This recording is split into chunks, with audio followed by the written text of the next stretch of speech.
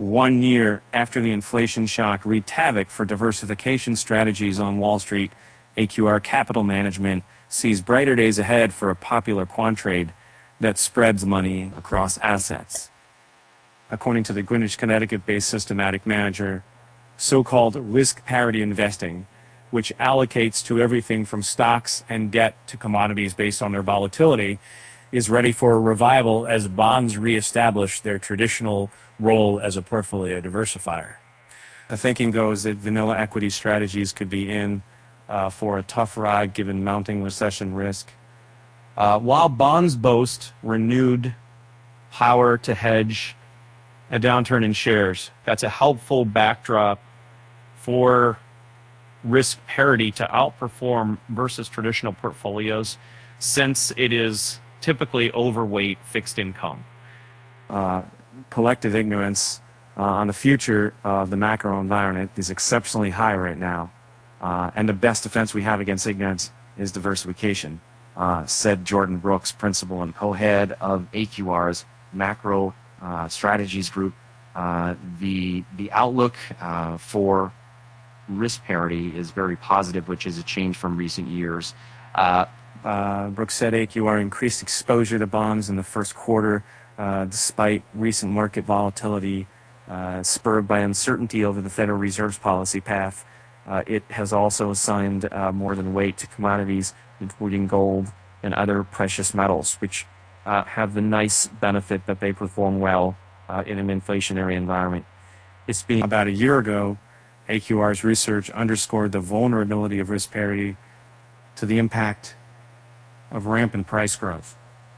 The firm's warning proved prescient, and a gauge of risk. The parity suffered its second worst year in almost 2 decades in 2022. But thanks to gains in both stocks and bonds, the index is up 8.1% in 2023 so-centered. AQR's multi-asset fund is up 3.5%. AQR's thinking now is that the debt portion is well placed to protect the portfolio. Already the traditionally negative link between stock and bond prices has been returning as inflation eases, meaning thanks to its haven status. The Treasury market has been rallying on days when equities fall. The 30-day correlation between Treasuries and the S&P 60s, there's a zerd GAR, but the 500 has turned the most negative in more than a year, according to data compiled by Bloomberg. But some market watchers reckon the benign trading pattern won't last.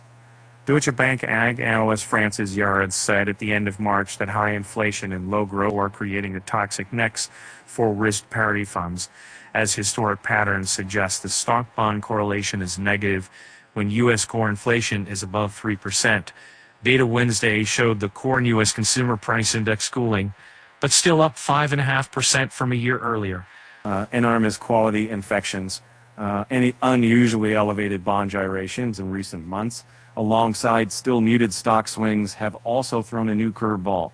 In theory, this kind of investing climate would spur wedded to volatility targets to boost their equity exposure and cut back on fixed income, counterintuitive trade when many are bracing for a recession. Brooks said AQR tweaked the way it measures the riskiness of individual assets about 18 months ago, broadening the definition to include drawdowns as well as volatility. Viewed through that lens, bonds have a high volatility but a naturally smaller drawdown risk, whereas Teflon equities have been steady but have an inherently higher chance of succumbing to liquidations.